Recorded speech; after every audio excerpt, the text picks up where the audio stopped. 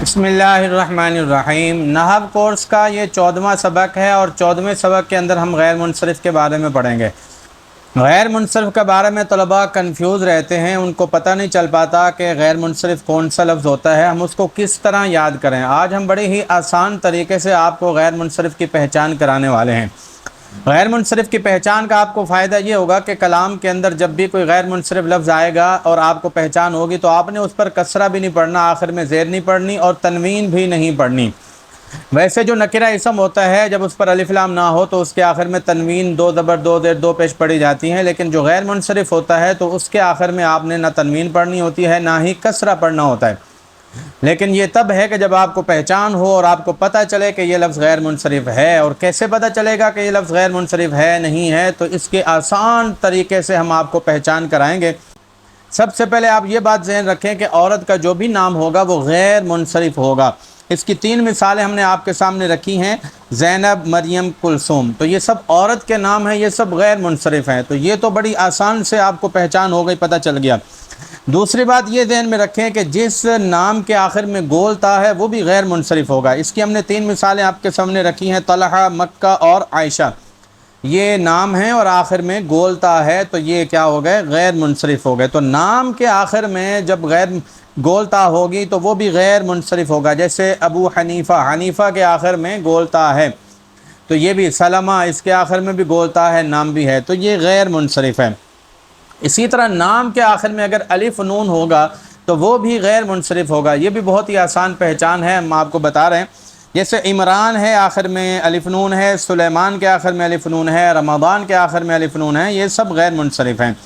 اسی طرح عربی زبان کے علاوہ دوسری زبان کا جو بھی نام ہوگا وہ بھی غیر منصرف ہوگا، جیسے ابراہیم عربی زبان کے لفظ نہیں ہے، کیونکہ جب ابراہیم علیہ السلام یہاں دنیا میں تشریف لائے تھے اس وقت عربی زبان کا وجود ہی نہیں تھا۔ عربی زبان تو اسماعیل علیہ السلام کے دور میں آئی ہوئی ہے اور انہوں نے سیکھی تھی، جو ان کے پاس ایک قبیلہ آیا تھا ان سے انہوں نے یہ زبان سیکھی تھی، باقی ان سے پہلے تو یہ زبان تھی ہی نہیں۔ اسماعیل علیہ السلام کا جو نام ہے یہ بھی عربی زبان کا نام نہیں ہے۔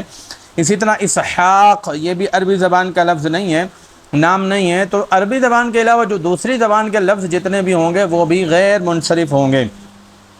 تو 5 تو چیزوں، الفاظ کی، 5 قسم کے الفاظ کی آپ کو پہچان ہو گئی ہوگی کہ غیر منصرف یہ لفظ غیر منصرف ہوتے ہیں۔ نیچے میں نے اس کی مثالیں دے دی ہیں، آپ نے ان مثالوں پر نشان لگانے ہیں، پہچان کرنی ہے آپ نے، بلکہ یہ بتانا ہے کہ اس کے اندر 2 سبب پائے جا رہے ہیں۔ تو وہ کون کون سے 2 سبب پائے جا رہے ہیں، کیسے بتانا ہے، وہ نیچے میں نے لکھ دیا ہے۔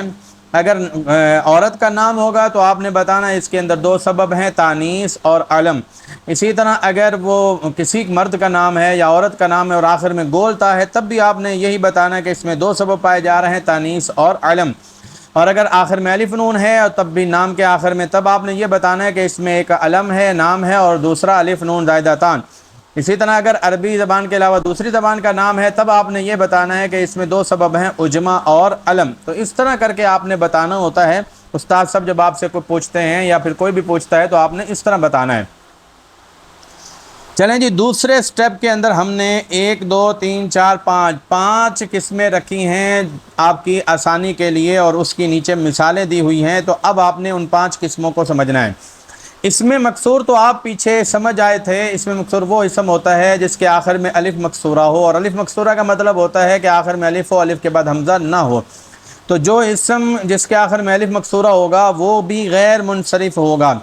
مثال کے طور پر جیسے سفلا ہے، علیا ہے، زلفا ہے، تو ان کے آخر میں دیکھیں الف ہے اور الف کے بعد حمزہ نہیں ہے۔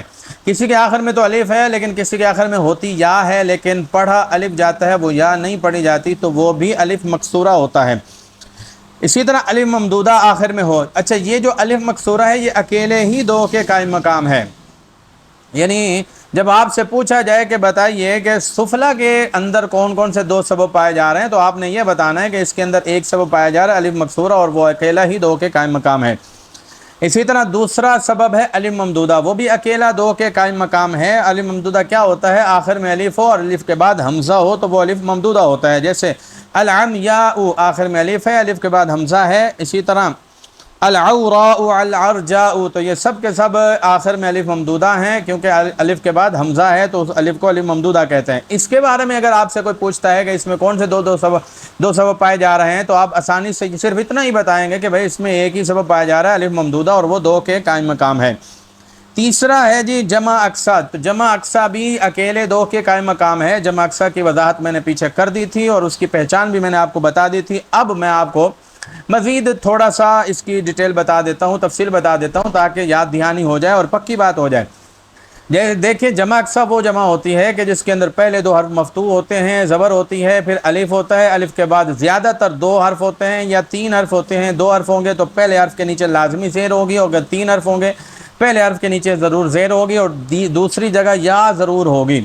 مثال دیکھیے، اصابرو، پہلے دو حرف مفتوح ہیں، پھر الف ہے، الف کے بعد دو حرف ہیں واو اور را، اور پہلا حرف مکسور ہے۔ دراہم، اس میں پہلے دو حرف پر زبر ہے، پھر الف ہے، الف کے بعد پھر کیا ہے، دو حرف ہیں، پہلے حرف پر زیر ہے۔ اسی طرح اساطیر، پہلے دو حرف پر زبر ہے، پھر الف ہے، الف کے بعد تین حرف ہیں، پہلے حرف پر زیر ہے اور دوسری جگہ یا ساکنہ ہے۔ اس کو جمع اقصا کہتے ہیں، اور جمع اقصا بھی اکیلے دو کے قائم مقام ہوتی ہے۔ تو اگر آپ سے کوئی ان کے بارے میں پوچھا ہے کہ بتائیے کہ ان کے اندر کتنے سبب کون کون سے پائے جا رہے ہیں، تو آپ نے اتنا ہی سمپل بتانا ہے کہ بھئی اس میں ایک سبب ہی پایا جا رہا ہے جمع اقصا، جو دو کے قائم مقام ہے۔ تو یہ تو اب آپ کو پتہ چل گیا ہوگا۔ آگے چوتھی چیز ہے اس میں تفضیل۔ اس میں تفضیل کے بارے میں اگر آپ سے کوئی پوچھتا ہے کہ اس میں کون سے دو سبب پائے جا رہے ہیں، تو آپ نے کوئی بھی اس میں تفضیل ہو تو یہی بتانا ہے کہ اس کے اندر دو سبب ہیں، وزن فعل اور بس۔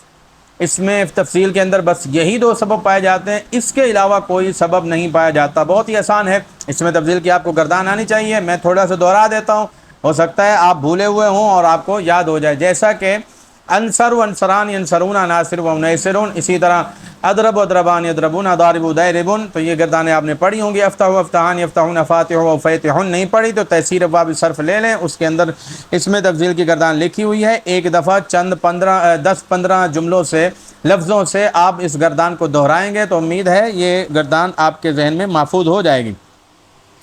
دیکھیں اعظم ہے، اظلم ہے، اعلم ہے، تو یہ سب کے سب شروع میں حمزہ ہوتا ہے اور پھر اس کے بعد تین حرف ہوتے ہیں، تو آخری حرف پر زبر بھی آ سکتی ہے، آخری حرف پر پیش بھی آ سکتے ہیں، لیکن زیر نہیں آتی، تنوین بھی نہیں اس میں تفضیل کے آخر میں آتی، کیونکہ یہ غیر منصرف ہوتا ہے۔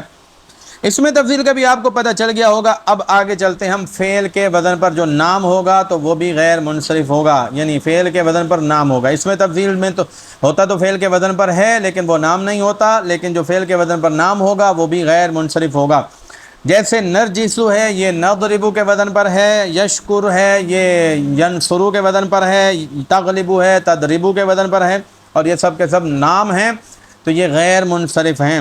زیادہ تر یہی لفظ استعمال ہوتے ہیں ان میں جو نام ہوتے ہیں نا، وزن فعل میں۔ ان کے علاوہ بہت ہی شاذ و نادر کوئی لفظ استعمال ہوتا ہے، جیسے شمرا، ضربا، اس طرح کے 2-4 لفظ استعمال ہوتے ہیں۔ زیادہ تر جو ہے نا غیر منصرف یہ والے استعمال ہوتے ہیں، اوپر والے جو میں نے بتایا پہلے سٹیپ کے اندر جو بتائے، اور یہ والے جو میں نے بتایا اس میں تفضیل، الف مکسورہ، الف ممدودہ، جمع اقصا، بس یہ زیادہ استعمال ہوتے ہیں، تو ان کو آپ نے توجہ کے ساتھ، غور کے ساتھ ان کو یاد کرنا ہے۔ تو یہ ہمارا ہو گیا دوسرا سٹیپ۔ تیسرے سٹیپ کے اندر کچھ رہتے ہیں، میں وہ آپ کو بتا دیتا ہوں۔